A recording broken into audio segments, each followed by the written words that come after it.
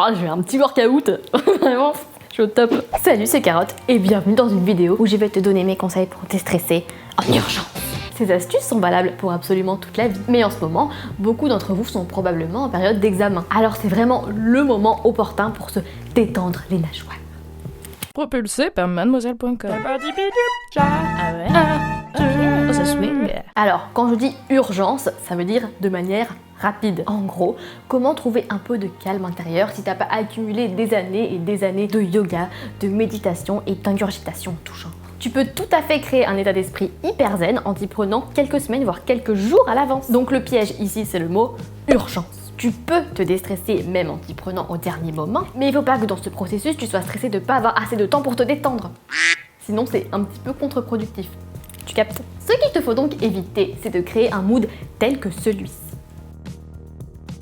Ah, mes examens sont dans une semaine et je suis en panique. Je vais jamais réussir à me concentrer. Vite! Il faut déstresser! Bon allez, un petit cours de yoga là, ça va me faire du bien.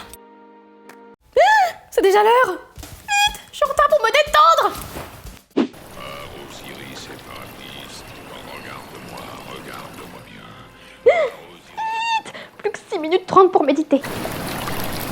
Bref, t'as compris l'idée. Donc d'abord, je vais commencer par les trucs qui peut-être tu penses te détendre, mais en fait, non. FBI, fausse bonne idée. Par exemple, faire une soirée juste avant tes examens, ça va pas vraiment te détendre, à part sur le moment. Tu ne t'en sortiras que plus stressé, puisque tu vas accumuler de la fatigue en plus, ce qui va encore plus te stresser, et tu vas aussi perdre la moitié de ta journée suivante. Deuxième fausse bonne idée, prendre des jours de détente et décider de réviser à fond au dernier moment pour tout faire d'une traite. Tu risques d'oublier tout ce que tu as appris à cause, encore une fois, du stress et de la fatigue que ça va engendrer. Encore une mauvaise idée, prendre quelques jours de vacances avant la période d'examen. Quand bien même tu t'y serais pris bien à l'avance et tu aurais fini de réviser, c'est pas une hyper bonne idée de te mettre dans un mood vacances juste avant, car la chute va être dure et tu risques d'avoir beaucoup de mal à te remettre dans le bain. Trop de zen, tu le sais.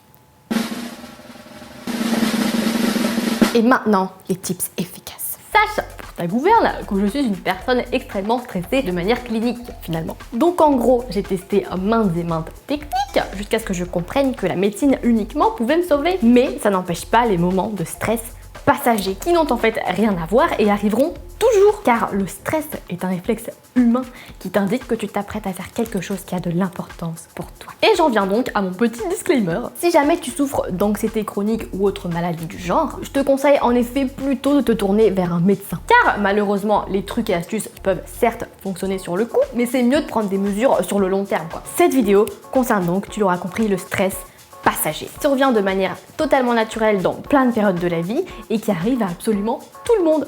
Personne n'y échappe. Mais c'est pas parce qu'il est inévitable que tu peux pas du tout le diminuer. En période de stress, telle qu'une période d'examen, plusieurs choses ont été très efficaces pour moi. J'en déduis donc que ce sont des valeurs plutôt sûres. Et le pire, c'est que tu en as sûrement entendu plusieurs. J'arrête de montrer les gens avec mes gens.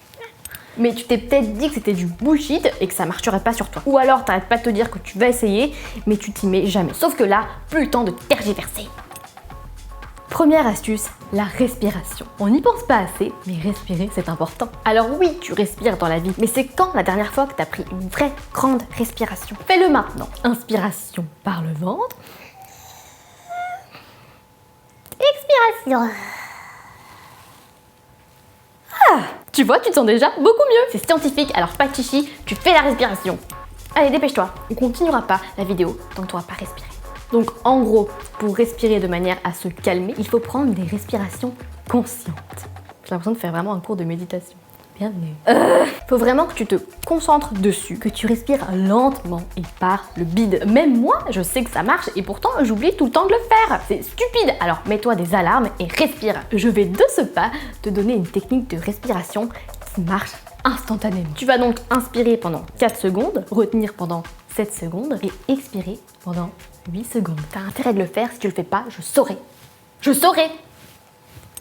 Respirons ensemble. Respiration.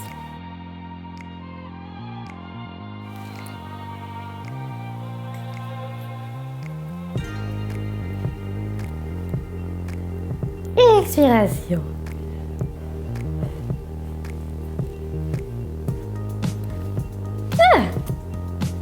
Voilà. Et répète ce cycle jusqu'à ressentir pleinement la zénitude. C'est bien. Je suis fière de toi.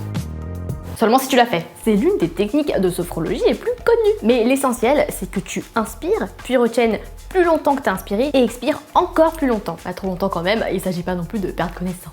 Deuxième astuce efficace, marcher. Se déplacer dans l'espace.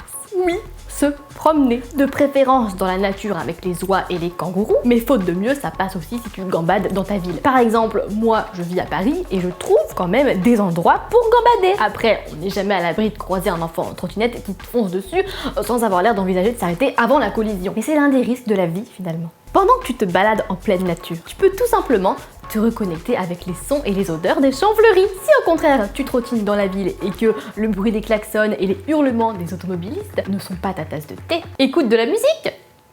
Mais pas n'importe quelle musique, soit de la musique hyper détente, hyper chill, type de la folk ou de la lofi, soit une musique qui te donne la pêche. Évite donc de préférence tout ce qui est un petit peu déprimant et pourrait évoquer des choses tristes et nulles qui sont justement à l'origine de ton stress. Et quand je dis marcher, je te dis pas pars en randonnée pendant 3 heures. 20 minutes par jour est amplement suffisant pour que l'effet détente se fasse ressentir. Troisième astuce, danser. J'en ai fait une vidéo sur ma chaîne personnelle.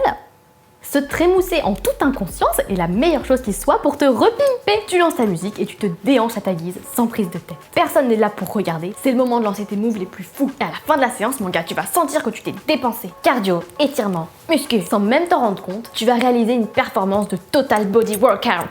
Total Body Workout. Workout.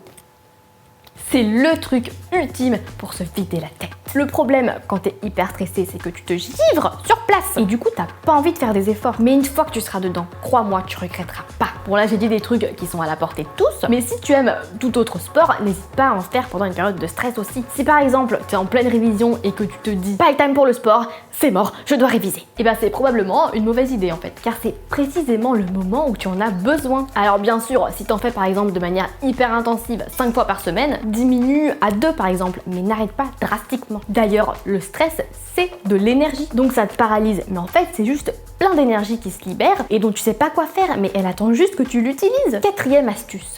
S'étirer. Je te demande pas de faire du yoga, même si t'en as envie, fonce. Je parle de s'étirer ne serait-ce que 5 minutes dans la journée. Ça permet de décoincer les zones qui se recroquevillent avec le stress, comme les épaules par exemple, qui ont tendance à se replier en avant, et la colonne vertébrale qui se crispe. Et d'ailleurs, si tu révises, le mal de dos est probablement d'autant plus présent. Donc quand t'es souvent en position assise, non seulement c'est bien de se dégourdir, mais s'étirer est hyper important, et notamment les cuisses qui prennent cher quand t'es assis. Cinquième astuce, le contact avec les animaux. C'est scientifiquement prouvé. Le contact avec les animaux fait que ton corps libère de la dopamine, qui est donc l'hormone du bonheur. Elle a pour effet de te faire oublier pendant un instant tous tes problèmes. Et elle te permet de te concentrer uniquement sur cette petite boule de poils adorable et fluffy. Donc pour le coup, je sais pas si ça fonctionne avec les serpents, mais pourquoi pas. Et c'est vrai que quand je vivais encore chez mes parents et que j'avais un canidé à portée de main, c'était pratique. Je pouvais alors me ressourcer auprès de la bête quand bon me semblait. Enfin la grosse bête d'ailleurs. Un gros chien-chien.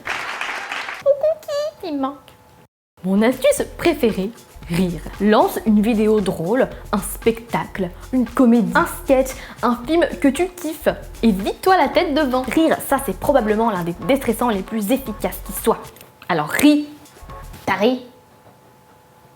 Et encore une fois, fais ça même quand t'es trop stressé pour avoir la tête à ça. Le plus dur, quand on cherche à aller mieux, c'est de passer à l'action. Mais une fois que tu te seras forcé, tu verras que ça vaut le coup et tu auras de moins en moins de mal les prochaines fois. Et enfin, ma dernière astuce, les odeurs réconfortantes. Tu vas comprendre. Les odeurs ont elles aussi un pouvoir sur ton humeur. Alors si t'as un jardin, c'est le moment ou jamais d'aller renifler les fleurs.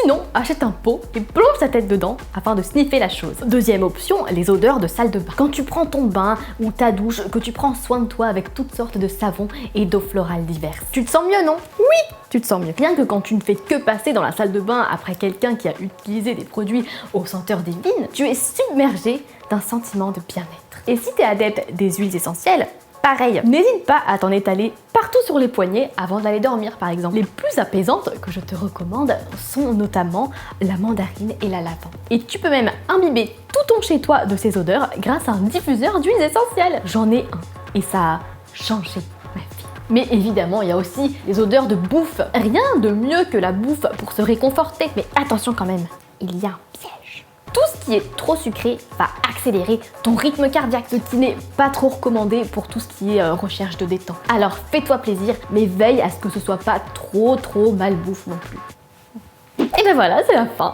J'espère que cette vidéo t'a plu. Et si c'est le cas, laisse un pouce en l'air et abonne-toi et partage-la à tous tes amis qui passent leurs examens cette année ou qui sont juste stressés sans raison. Et maintenant, quitte YouTube et va déstresser. T'as déstressé? Je te regarde. Hein.